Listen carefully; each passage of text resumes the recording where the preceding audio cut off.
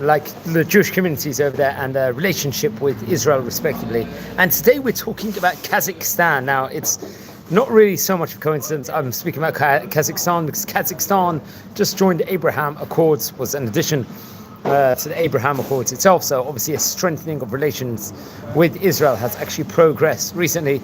And just a few words within regards to history of the country and the Jewish community in of itself. Now, there was a general secretary, Joseph Stalin, many years ago evacuated thousands of Ashkenazic Jews from other parts of the Soviet Union to the Kazakh SSR.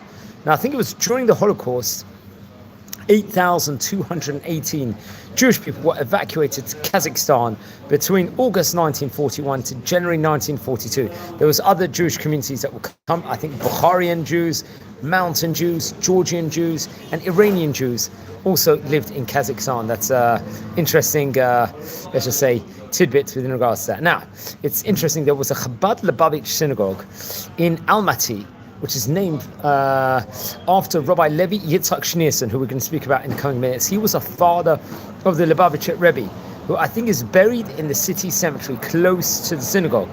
Now, Rabbi Levi Yitzchak Schneerson was, I think, exiled to Kazakhstan famously from Ukraine, Dnepropetrovsk, where he was, I think, a chief rabbi at that point in time. Now, obviously, Lubavitch Jews from all over the world come to this specific site to pray. Now, another Rabbi Yeshaya Cohen, the chief rabbi, I think, currently of Kazakhstan. He's also the leader of the Alliance of Rabbis in Islamic States.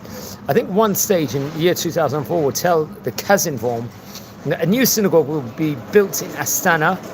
He also, at the time, thanked the president, Nazarbayev, for paying, let's say, so much attention to distinguishing between those who truly believe and those who, let's say, want to, let's say, hijack their religion in of itself. And I think the president at the time of Euro-Asian Jewish Congress, Euro-Asian Jewish Congress, presented Nazarbayev with a menorah on 7th of September in the year 2004. Now, the demographics of the Jewish population, it increased between the years 1926 and 1959, and it will become much, much larger, I believe, at that stage in time. So anyone joining in, we are exploring the history of the Kazakhstanian Jewish community over here on the special edition over here, as trying to learn more about it. Obviously, it became much larger, and 1959, Jewish population slowly declined between 1959 to 1989. Obviously, there was a decline after the fall of communism between the years 1989 to 2002, and there was massive immigration, mostly to Israel at that point in time. Now, I think it would peak in 1959. As many as 28,000 Jewish people were living in Kazakhstan. But I think as of 2019, only 4,064. Actually, it's interesting. There was even less in 1926. There was 3,548 at that stage in time. So at present, there's a few thousand Jews in Kazakhstan. Most of the Jewish community in Kazakhstan happen to be of Ashkenazic descent. I think there are estimated to be approximately 4 dozen Jewish Persian families living in Kazakhstan, which call themselves Luch and speak Aramaic, actually, interesting enough. They still hold identity papers from Iran, the country their ancestors left, I think, 80 years ago. Now, these Persian Jews live near the border of Iran and commonly practice trade to sustain their communities also. The most popular Lechlu Jewish family being, I think, the Malihi family, whom are all descendants of Jaha Malihi, a noble in the Persian Empire. Obviously, there's synagogues in Kazakhstan, and obviously the main Jewish communities in Almaty, where there are 1,000 Jews, I think, in Astana and Pavlodar, respectively, over there. And most of the, let's say, the Neo-Aramaic speaking Jews of Salmas now reside in Almaty, respectively. There's other communities, I think, in Karaganda, Shmikent, Semyi, Kushkatika, Taraz, Oral, Aktobi, and in Pavel also, respectively, over there. Now, I think it's reported over there's as many as 20 Kazakhstani organizations, including the Mitzvah Association. There's a Chabad, there's American Jewish Joint Distribution Committee, there's a Jewish Agency for Israel over there also, and the All Kazakhstan Jewish Congress. I think the Jewish communities form the JC in December 1999.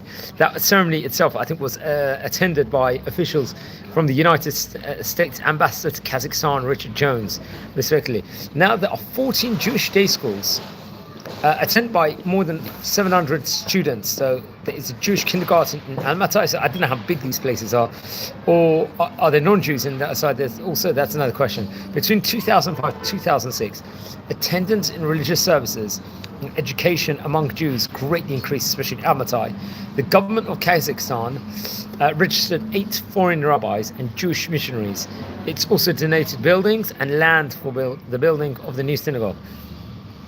Now, according to the National Coalition Supporting Soviet Jewry, anti-Semitism is not prevalent in Kazakhstan, and only rare incidents would actually take place of anti-Semitism. And obviously we all know about Borat and stuff like that, so the famous actor. Now we can learn about the Israel-Kazakhstan relations. As we mentioned before, Kazakhstan joined the Abraham Accords quite recently. Okay. So let's say the Israel-Kazakhstan relations refers to current and historical relations between the State of Israel and Republic of Kazakhstan.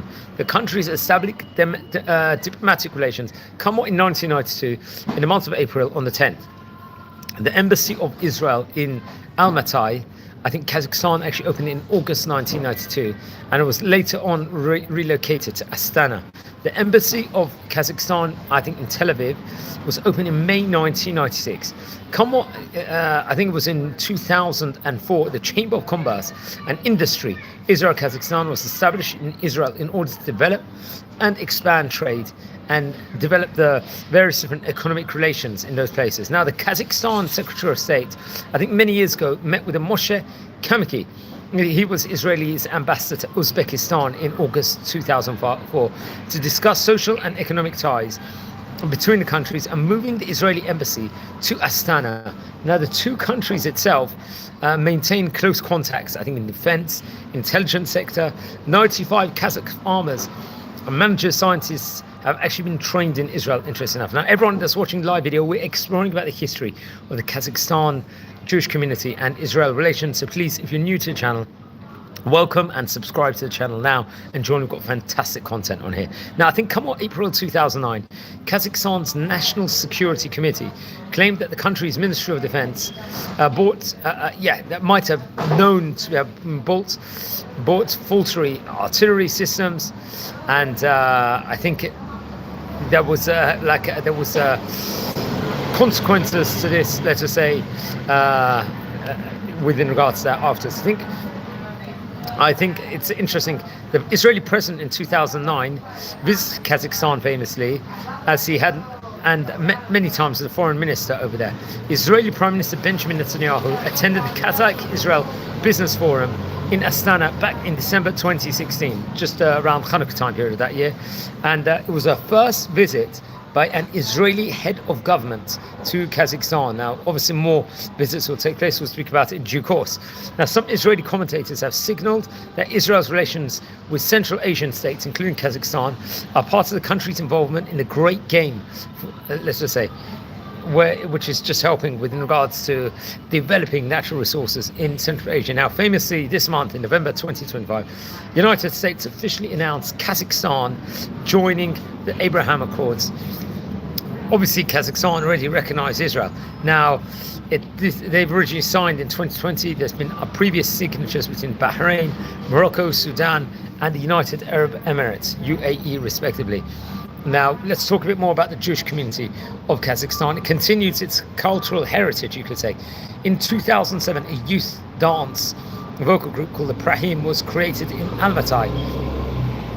I think they'll bring various different Jewish music, including the famous Mir Bistu Shein, which a band, I think, performs in various languages, in Kazakh, Hebrew, Russian, and Yiddish even. And yes, that's famous. I think in September 2016, the Central Synagogue in Almaty held the 12th Torah scroll introduction ceremony. It was a tribute to the famous Rabbi Levi Yitzchak, the Lubavitcher Rebbe's father, after the Jewish center of Kazakhstan, Chabad Lubavitch, was named. Interesting enough. Now, there was a lot of Bukharian Jews also living in Kazakhstan of yesteryear. who were the Bukharian Jews. They were mostly from Uzbekistan, Tajikistan, Turkmenistan, and Afghanistan. And the group's name, let's say, is derived from the Emirate of Bukhara, a polity that once had a sizable Jewish population. That's very, very interesting. Now, we're talking about Rabbi Levi Yitzchak. Let's speak about him a bit more. I think every year it's interesting. Hasidic Jewish people from around the world come to Kazakhstan to pray at the grave of Rabbi Levi Yitzchak Schneerson, father of the late Rabbi Menachem Mendel Schneerson, who was famously known as the last Lubavitcher Rebbe. So you can see it's a pilgrimage spot. Kazakhstan is respectively. Fortunately, when they get there, the visiting Chabad Jews can find a warm welcome from the local Chabad community. So there's a strong Chabad presence in Kazakhstan, which is, let's just say, many people see as very hospitable and important also. And there's a very deep connection, rooted connection between the custom of Chabad to visit Rabbi Levi Yitzchak's gravesite and what it means for the relationship between Chabad and Kazakhstan, respectively. There was a famous article in the Times of Israel. Now, obviously, to understand Rabbi Levi Yitzchak, we need to delve further back into the roots of Chabad Hasidim. And it was established obviously in the late 1770s by the famous Rabbi Shneur Zalman of Liadi, who became known as the first Chabad rabbi. There are many different Hasidic groups, most of which follow different teachings of Hasidut. Rabbi Israel Baal Shem Tov, obviously most famous, was a leader in teaching. Now, come on, 1810s, the center of Chabad movement relocated to the town of Lubavitch in Russia. Now, this is something that we've spoken about, I believe, on this series on various occasions before, and from which the movement's name derived, actually, at that point in time. It remained there until 1915, when the fifth Rebbe, or Rabbi, moved to Rostov-on-Don in southern Russia, and the sixth Rebbe moved to Crown Heights, New York, upon the outbreak of the World War II. And that location then remains the center of the Hasidic group today, respectively, over there. Now, another famous Rabbi, Rabbi Levi Yitzchak, himself was born in 1878 in the town of Prodrovna. Oldest of four children he was. He showed signs of being a greatness in Torah very early on. By the age of 22, he was well known as a Torah and a Kabbalah scholar. And he got married to Rabbinate Chana Yanovsky, a learned woman in her own right. And the couple had three sons, Menachem Mendel, Rab Dobe, and Rab Yiשראl-Kazakhstan. Rab Menachem Mendel would later become the seventh and final Rebbe in the Chabad Lubavitch dynasty, and no one was appointed after him. While Rabbi Levi Yitzchak was not a Rebbe per se, let's just say, with that sphere, since the leadership of the sect did not always pass from father to son, he served as an inspiration for his community and for his son, Rab Menachem Mendel. Also, that's something that we should point out. At the age of 31, in the year 1909, Rabbi Levi Yitzchak became the rabbi of Yikat Erinoslov in Ukraine. And he served as chief rabbi for 32 years and was regarded by both religious and secular Jews as a very important holy man. 1939, he was arrested by the NKVD, predecessor of the KGB, for his work on behalf of Judaism in Soviet Union. These activities included overseeing the building of a new ritual bath in Mikveh and supervising the baking of matzah for Passover. And he was tortured and he was jailed for a year. You can see all the terrible anti-Semitism that was all throughout Jewish history. And but as time went on, I think he was released, and I think he was sentenced to 5 years of exile in Central Asia. He will end up in the small and poverty-stricken village of Chile, Chile, or in Kazakhstan, respectively. And the braveness of him and the self-sacrifice is amazing. His wife followed him there, although she herself was not, I think, sentenced to, let's just say, to this exile, or as we call it, galut here in Hebrew. Now, he was exiled to Kazakhstan before the arrival of the flood of refugees, which were eager to escape the ravages of the Second World War in Europe. Despite not having the means to leave the primitive town of his exile, he became the leader of Jewish refugees. He provided physical and spiritual support to the broken community of Jews in Greater Kazakhstan. Moreover, it was during this period that he produced some of his most profound and rich religious writings. Despite the great hardships he endured, he didn't even have the proper ink and paper with which to write. Now, I think it was the year 1944 that more would happen over there at that point in time. It was Rabbi Levi Yitzchak's term of imposed exile was coming to an end, but at the same time, his health unfortunately started to deteriorate. Friends from nearby city of Almaty actively sought contributions to help bring the rabbi to a location with better conditions. 6 weeks later, after collecting thousands of rubles and succeeding in obtaining travel documents, the rabbi and his wife would move to Almaty. Unfortunately, his health continued to deteriorate and he died a few months later, very, very sadly. That's something we have to point out, but he was a very, very great rabbi of his time and a prolific writer also. But I think a lot of what he actually wrote was destroyed, unfortunately. And yes, I think his wife eventually would leave Soviet Union and was able to actually bring some of his husband's manuscripts. They were eventually published as Elikutei, excerpts from Rabbi Levi Yitzchak. Now, his grave is a national heritage site, as for Lubavitch Hasidim, where they visit the grave every single year. And the most recent development in the relationship between Chabad and Kazakhstan is that the country's government named the rabbi's gravesite a national heritage site also, so that's very important also to know. So the Kazakhstani community in of itself really respect. The inclusion of the grave as a national heritage site is a testament to the amicable relations between Chabad and Kazakhstan. Although the country's Jewish population obviously has been reduced since World War II, Chabad still has a strong presence in the country, which I mentioned before. There's also a strong Chabad presence in the capital Nur Sultan, formerly known as Astana.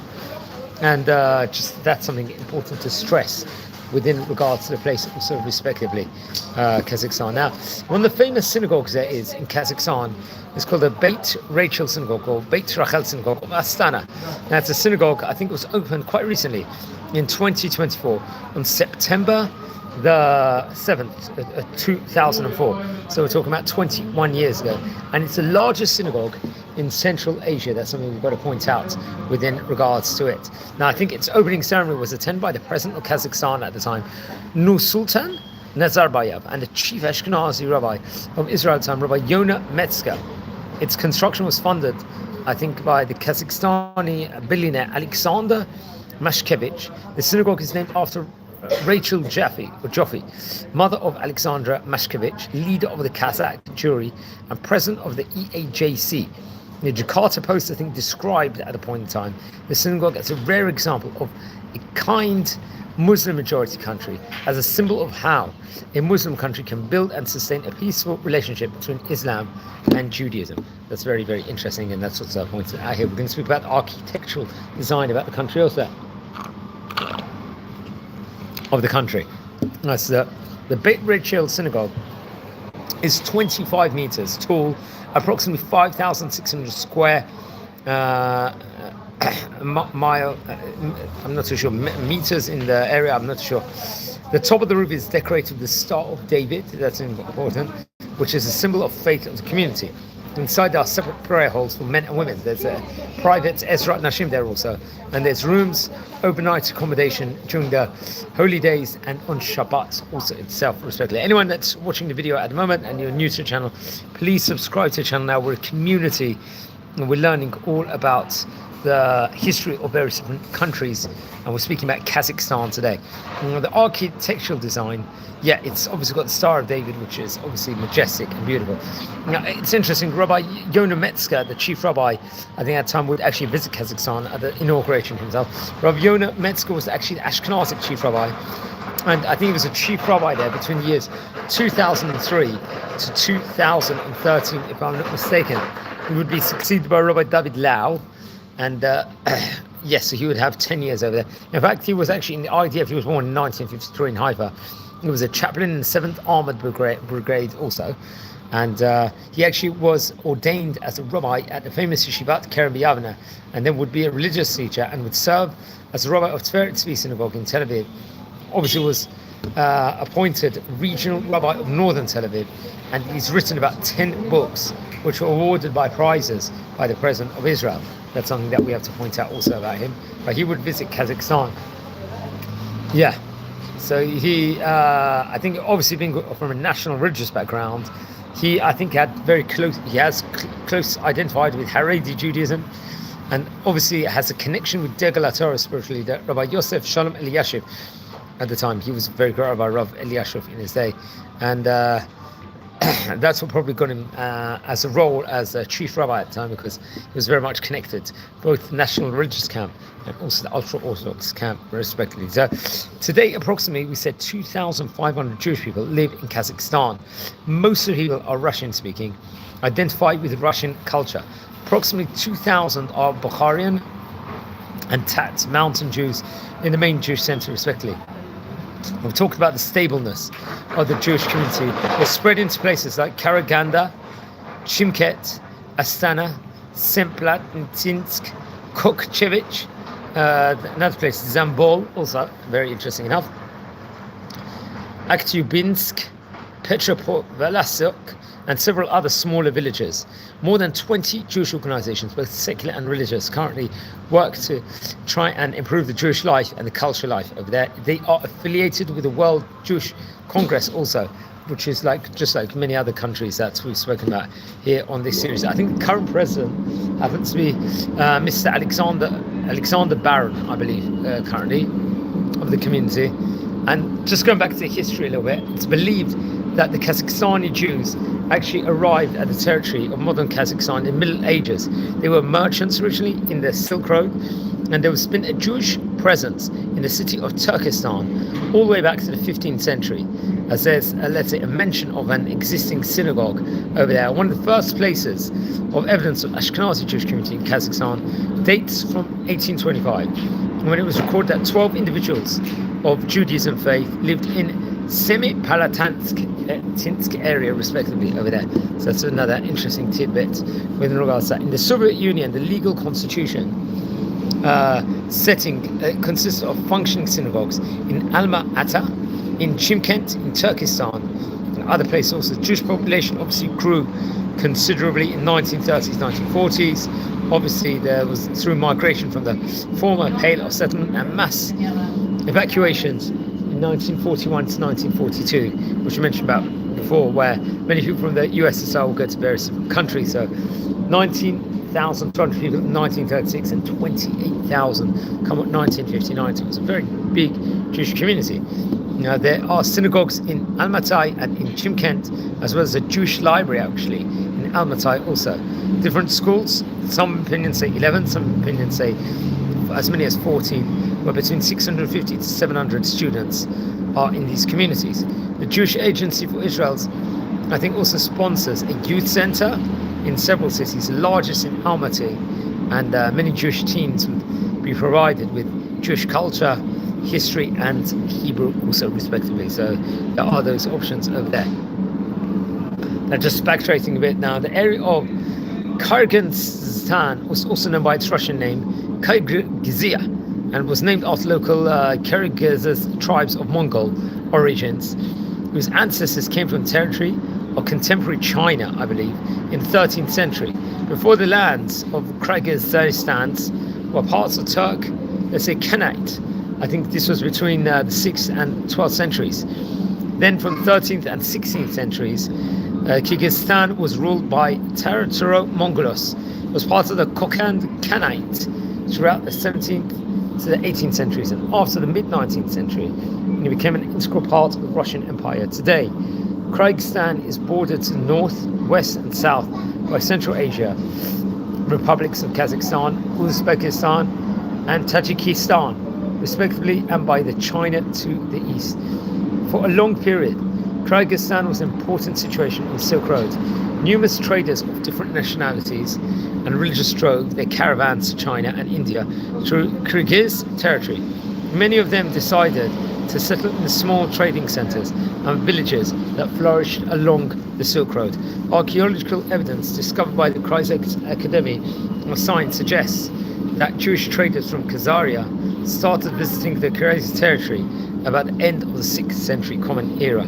And it's actually interesting. In the tradition of Kyrgyz, they found, I think, the first time in Kyrgyz national epic poems of Manas, which dates all the way back to the 10th century Common Era, very interesting. So much can be spoken about that. Manus mentioned several cities with sizable Jewish communities. I think among Samarkand, Bukhara, and Baghdad, respectively, as well as various places in the Middle East, including Jerusalem, which is described as a holy city for Jewish people. An entire section of the poem is dedicated to King Solomon's times, and very, very interesting. And it's pointed out, apparently I'm reading this from the museum, Ha'am Yehudi, the Jewish museum itself. They wrote a whole article within regards to Kazakhstan, and that the cult of King Solomon remains very popular in Kyrgyzstan even today. Several popular Kyrgyz leaders refers to a 130-meter high mountain near the city of Osh by the name of King Solomon's throne, and that's very, very interesting. So that's another interesting to point out. Much biblical connotations, let's just say, in of itself. Now, it's interesting, just another tidbit. In the Suzak region of Kyrgyzstan, there's a village named Safar. It's a name thought to be a vibrant Sepharad, the place inhabited by Sephardic origin Jews over there. During all the years of its history, Kazakhstan, the Jewish population, never reached more than 2% of the region's population. According to the population census held by the Tsarist authorities in 1896, Jewish represented 2% of the total population of the region, and that figure was also the result of a census organized by the Soviet authorities in 1926. Now, anyone new on the channel here, please subscribe to the channel now. We've got fantastic content over here, with Jewish wisdom content, so please join and you can see all the content for free. Now, during the years of the Second World War, the number of Jews was higher, but it also included many temporary residents. After World War II, the percentage of the Jewish population would at that point in time, I think, start to dwindle. At that stage of time, decline, and come what 2001, and the Jews represented only 0.03% of the total population. Now, the medieval period, let's speak about that. Jews began to settle in cities located along the Great Silk Road since the 4th century Common Era. For the most part, they were traders that spoke and wrote Aramaic. In his memoirs, there was a man named Marco Polo, who passed through the territory of Kyrgyzstan during his voyage to China, famously, and mentioned numerous Jewish communities along the Silk Road and in China also, where Jews were called the people with colored eyes and were allowed to build synagogues. According to a Russian researcher, someone named Vladimir Bartold, during the 10th century, the Jewish population in eastern regions of Iran was larger than that of Christians. I think Khorasan, Osh, and Kokand and Samarkand host famous Jewish communities of Jewish scholars who call themselves Kabir and Uzbek, who are derived from the Hebrew Haver, friend, or college, which are used to distinguish themselves from commoners. Now, there was a famous geographer, someone named Al-Makdisi, nearly between 946 all the way to 1000, who traveled extensively in the lands of Islam, mentioned cities of Osh, Balaskun, Uzgen, Taraz, and others as having communities of Zima, non-Muslims, mostly medieval Jewish traders. These Jews were of Middle Eastern origin and habitually were active as traders, money changers, and bankers. Some geographical information about the Silk Road, particular names of towns, reached even Spain. The famous atlas compiled by Abraham Crekas in Palma de Majorca and Catalina in 1375-1377 contain a map of the Kyrgyzstan and the Lake Lysyk-Kul and the cities of Talas and Jerusalem as holy cities for Jews. Now, I think it was around the beginning of the 19th century, there were about 19,000 Jews, all following Sephardic tradition all the way back then, living in Central Asia. They were divided among speakers of dialect of Persian, descending, let's just say, from the earliest Jews that settled in this region, Bukharan Jews, who primarily speak a dialect of Uzbek, although I think in order to communicate, both groups used equally the two languages. Both groups found themselves quite often as subjects of one ruler and sometimes of several rulers, like the Bukharan Khanate and the Kokand Emirate in the 18th and 19th centuries. The majority of Jews lived in territories in Khiva, Kokand, and Bukharan Khanates, with tiny numbers scattered in small communities in the countryside. And obviously much would change at the time period of 1917. Jewish community of Osh brought Torah scrolls from Bukhara, religious books, mostly editions of Torah and Babylonian Talmud, which commentaries in the Jewish dialects of Persian or Uzbek languages were published, I think, over there in the early 20th century. And until 1915, there were no synagogues in Kyrgyzstan. The nearest synagogues were in an area called Verny, now also known as Almaty in Kazakhstan, Tashkent, Samarkand, and Fergana. Local Jews used to gather for prayer in the house of local rabbis, and the officials of the Hebra Kadisha Funeral Association were sent to Kyrgyzstan from Kazakhstan and Uzbekistan, also respectively, which is something to put about also. I think in 1910, the Governor General of Turkestan classified the Jews of Kyrgyzstan in seven categories: local Jews, Bukharian Jews who became Russian citizens, Jewish migrants from various parts of the Russian Empire, Jews who arrived in the frames of educational census, Bukharian and other Central Asian Jews who were not Russian. That was another category. Jews willing, and those people had temporary status. Another one is Jews willing to get the status of local Jew and had asked for permission from the Tsarist authorities. And the seventh category was other Jews who had temporary business status. The population census obviously will change as time goes on in different places. 400 Jews in Tashkent, very interesting enough, 2,300 Jews in Fergana, 4,560 Jews in Samarkand, 800 Jews in Osh, 250 in Bishkek, respectively. The cultural life itself of the Jews of Kyrgyzstan, as mentioned, let's just say, in various, I think there was a publishing house established by someone named Pinkas Lipschitz. He published religious documents, but mainly in Hebrew with commentaries in Yiddish and Russian. Also works of Tolstoy, Goethe, and Shakespeare in Yiddish translation from Russian. Now, the first gramophone recordings of Sephardi Jews were made in 1910. The Sephardi Jews published Rachamim, a newspaper, appeared in Fergana and Kokand, while Ashkenazi Jews established in Kokand and Tarbut Culture Educational Association, with branches all over the territory of Central Asia. A Yiddish theatre, I believe, company was one of the activities promoted by the association.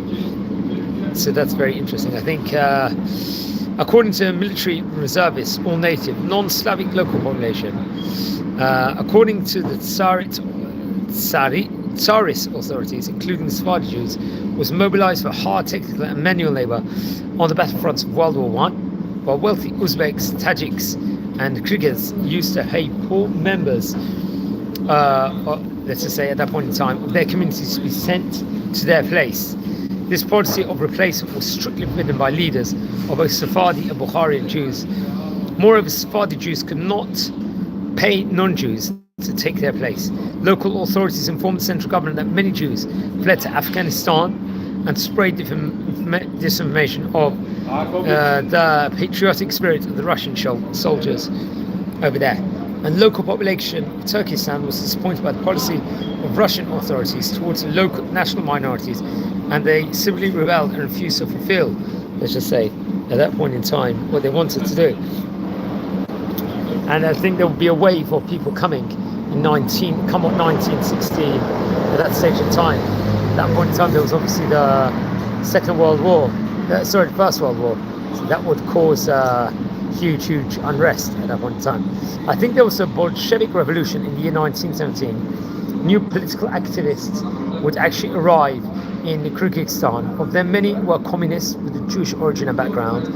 With I think someone named G. Broido was chairman of the Bishkek City Soviet, and while Pinchasov Lifshitz, I believe, and Frey were members of the local city Soviets in Osh, Zazil Abad, and Tokmak, also respectively. They were all persecuted, unfortunately, during the Stalinist purges of the 1930s. In 1920, the initiative of the local Ministry of Education, a Jewish institution with the aim of liquidating the illiteracy, was set up in Kyrgyzstan under the leadership of Simon Dimanshine, who later was instrumental in organizing, let's say, the Jewish settlement in Birobidzhan, respectively. So that's something also that we should point out.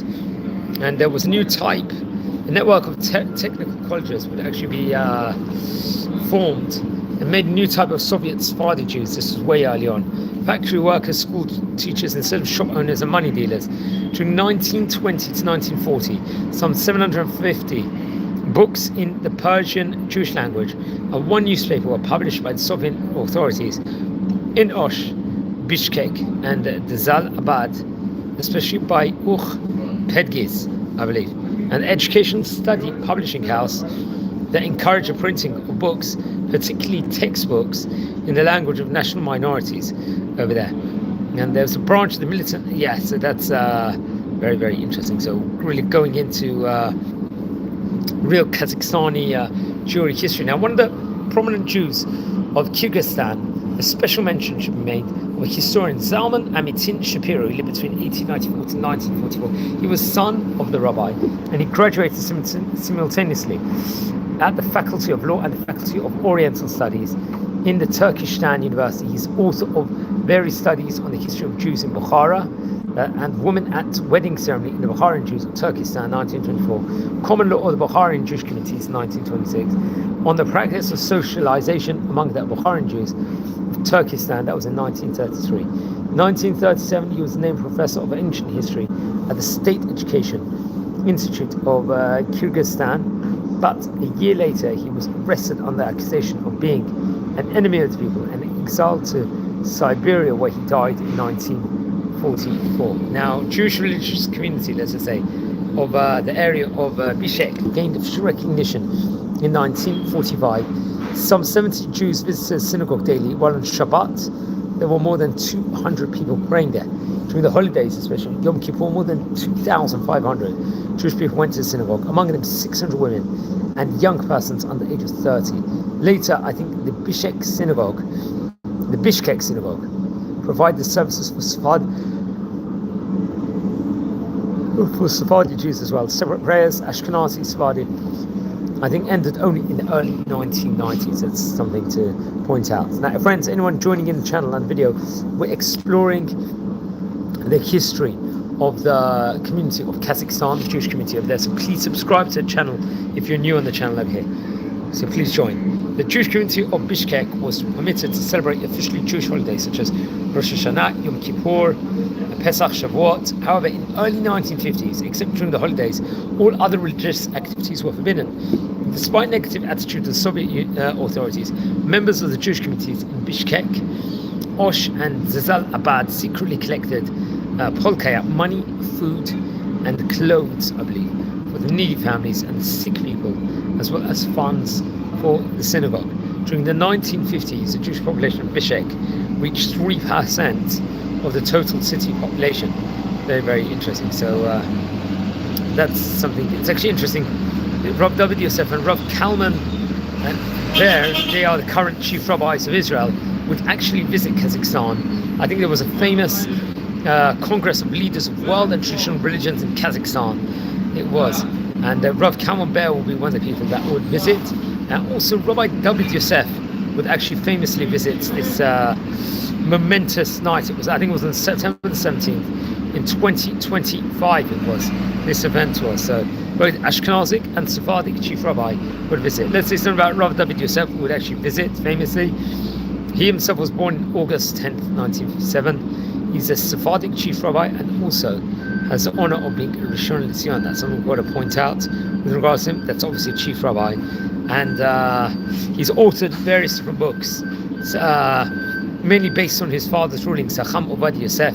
His most notable work is a set of books called the Halacha Brura, which is an encyclopedia-like commentary on the Code of Jewish Law, which letters of preparation from his father and Rabbi Shalom Eliashiv. Very interesting enough. He's married to Rabbinate Sofia Yosef, and he actually learned himself, I think, the Hebron Yeshiva, Knesset Yisrael, and also Ponevezh Yeshiva while he was younger. And before him, as chief rabbi, was Rav Yitzchak Yosef. I think he was elected on a 10-year term on September 29, 2024 to become the chief rabbi. Both him and his older brother, Rav Yitzchak Yosef, and his father obviously have been at office at one stage in time. Rav Yosef was formally inaugurated, but in a crowning ceremony on December the 11th, 2024, in Jerusalem, where he officially donned the traditional garments of the Sephardic chief rabbi.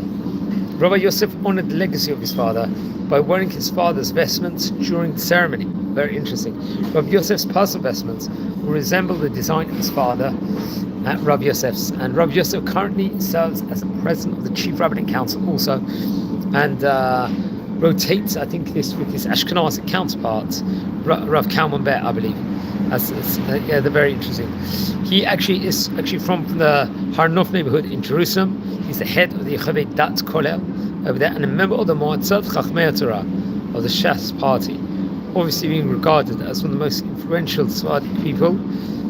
And that's something we've got to point out. Rav Yosef is also a lecturer of various organizations across the world. He speaks good English, and he visits especially America quite often, especially the Bukharian communities, Syrian American Jewish community, and Sephardi communities, especially in France, Argentina, and Mexico. Rav David Yosef was actually raised in Jerusalem. He is the 9th child of Rav Ovadia Yosef, the former Shas spiritual leader. He studied at Or Yisrael Yeshiva and also Ponevezh Yeshiva, and then at Hebron Yeshiva, Knesset of Israel in Jerusalem. During his studies at the Hebron Yeshiva, he met the famous Rabbi Aryeh Deri, and the two would become friends for many years. Now, friends, anyone tuning in at the moment, please subscribe to our channel. We're nearing 8,000 subscribers, so please subscribe and enjoy. Now, yes, he was very great. Rabbi Yosef, David Yosef, is actually married to Rabbinate Sophia. She's a daughter of Yosef Swisser and the sister of former Knesset member Eli Swisser, and they themselves, I believe, have 9 children, and they live in the Har Nof neighborhood also, respectively. So I think that will be interesting. We'll conclude it over here. So he famously visited Kazakhstan in September 2025, just less than 2 months ago, actually. It'll be very interesting. Now, friends, we're a community here.